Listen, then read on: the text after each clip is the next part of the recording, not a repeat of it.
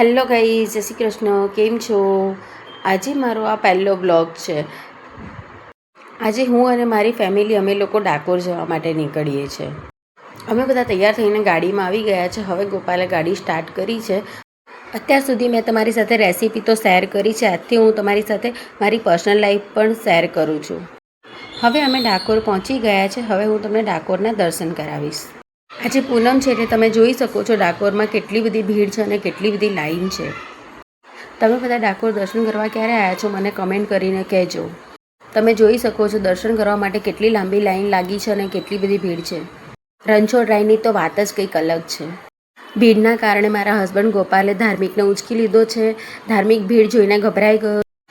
આ છે મારા નણંદબા જીગીબેન, આ છે મારા સાસુમાં, આ છે મારો આરુષ, મારો લાડકવાયો મારો મોટો દીકરો. ડાકોરમાં આમ તો બહુ જ ભીડ હોય છે, પણ પૂનમના દિવસે તો બહુ વધારે જ ભીડ હોય છે. તો ચાલો હવે હું તમને રણછોડરાયના દર્શન કરાવું. જેણે પણ ડાકોરમાં રણછોડરાયના દર્શન નથી કર્યા તે બધા કરી લો આજે. મારો રણછોડરાય તો એવો છે, માંગે 10 ને આપે 20. હવે અમે દર્શન કરીને ગોમતી ઘાટ ઉપર આવ્યા છે. ત્યાં ધાર્મિકને ગાડીમાં બેસવું હતું. ધાર્મિક ગાડીની રાઈડ કરીને બહુ જ ખુશ થઈ ગયો.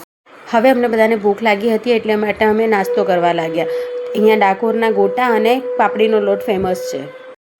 નાસ્તો કરીને અમે લોકો ગોમતી ઘાટ ઉપર માછલીઓને લોટ ખવડાવવા આવ્યા.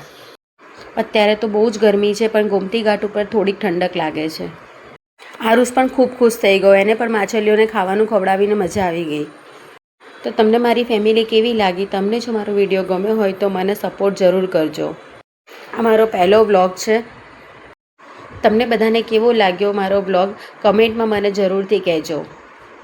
તમને જો મારો વિડીયો ગમ્યો હોય તો લાઈક અને સબસ્ક્રાઈબ કરી દેજો અને મને સપોર્ટ કરજો. Thank you for watching. હવે આપણે મળીશું બીજા બ્લોગમાં. બાય.